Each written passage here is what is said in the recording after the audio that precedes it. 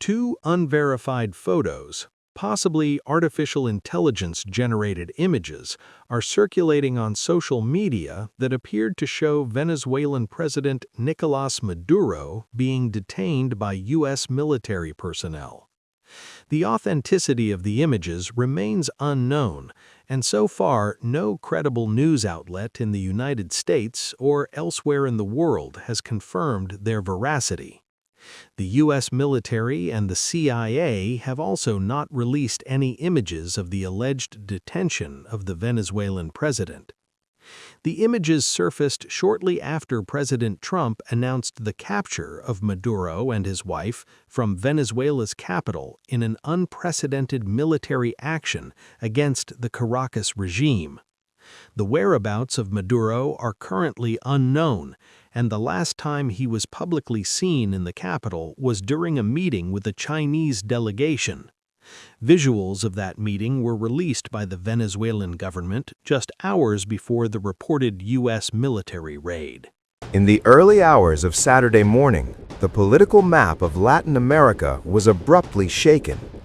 Venezuelan President Nicolás Maduro was arrested by U.S. personnel and is now expected to stand trial in the United States. Utah Republican Senator Mike Lee says he spoke directly with U.S. Secretary of State Marco Rubio, who confirmed that Maduro was detained during the overnight operation. Lee wrote that the military action seen across Venezuela was carried out to protect U.S. forces executing an arrest warrant, and that the operation likely falls under the president's constitutional authority to defend American personnel from imminent threats. Meanwhile, confusion and alarm grip Caracas.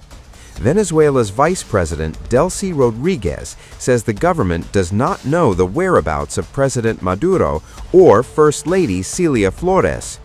In an emotional statement broadcast on state television, Rodriguez demanded immediate proof of life from Washington, accusing the United States of carrying out an attack that she says killed government officials, military personnel, and civilians across the country. The city that saw the birth of the liberator of the Patria Grande, that saw the birth of the greatest man of our continent, has been violated, has been attacked and assaulted in the face of this brutal situation and this brutal attack. We do not know the whereabouts of President Nicolás Maduro and the First Lady Celia Flores.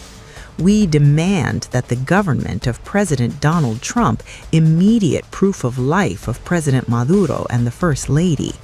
President Maduro had already been very clear and had warned the Venezuelan people that an aggression of this nature, due to the desperation of the energy veracity of the United States, could occur.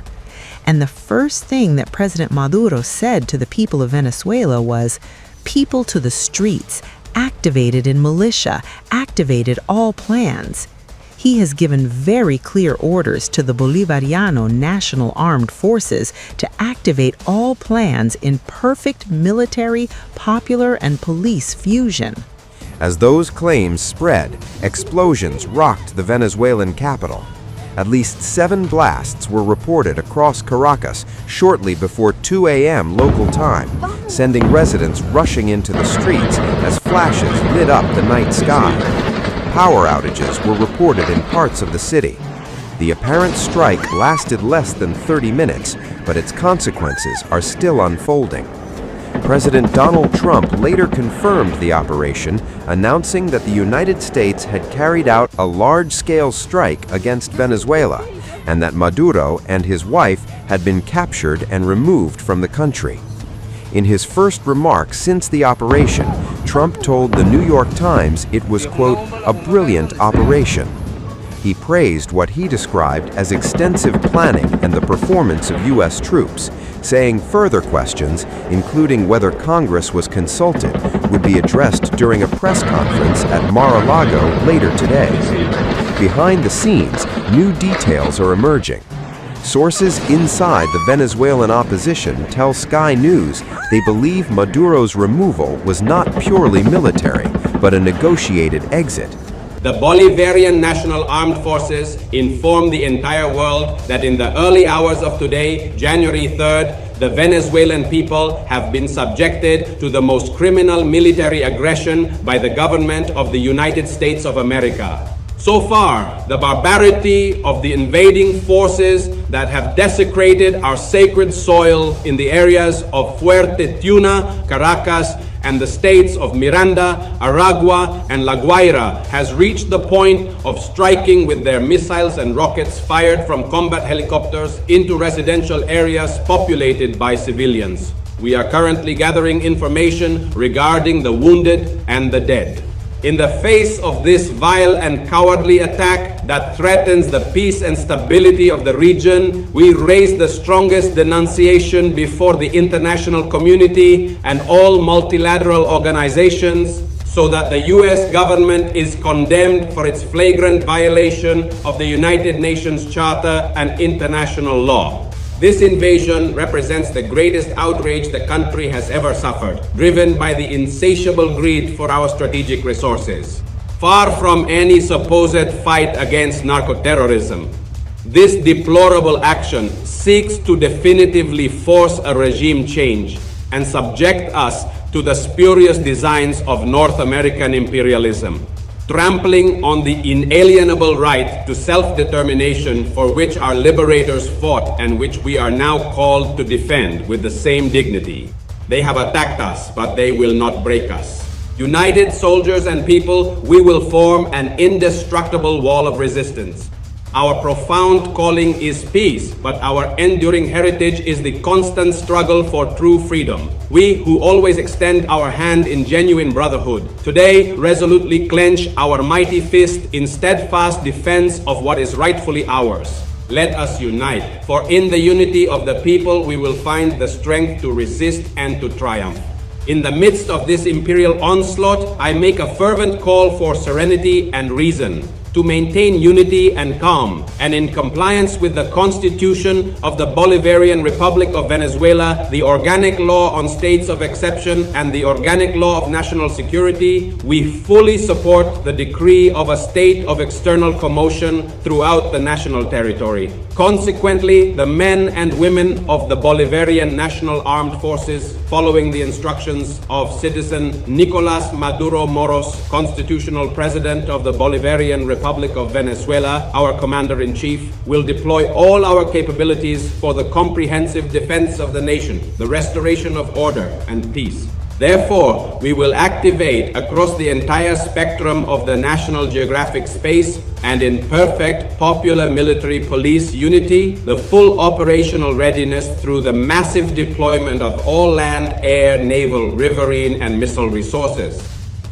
Advanced weapon systems are absolutely essential for a truly comprehensive national defense, with the primary purpose of ensuring the seamless integration of all the vital elements of national power in the critical mission to effectively confront and decisively overcome all imperial threats, thereby forming a single, unified, and formidable combat bloc. Our profound honor, unwavering duty, and rich history profoundly call upon each and every one of us to act now. Let the powerful cry of a truly free homeland resound loudly and clearly in every single corner of our beloved nation. Victory is absolutely ours because unwavering reason and profound dignity are firmly on our side. We shall most certainly prevail. Long live the homeland!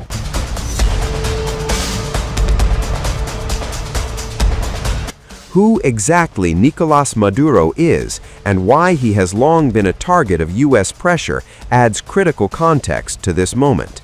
A former bus driver turned union leader, Maduro rose through the ranks under Hugo Chavez and became president in 2013. But his rule was marked by economic collapse, hyperinflation, mass migration, and repeated allegations of election rigging and political repression. More than 8 million Venezuelans fled the country during his presidency. Relations with Washington deteriorated sharply as U.S. administrations accused Maduro of authoritarianism, corruption, and ties to drug trafficking, accusations he has repeatedly denied.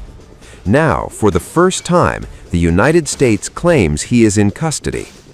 As dawn breaks over Caracas, questions far outnumber answers.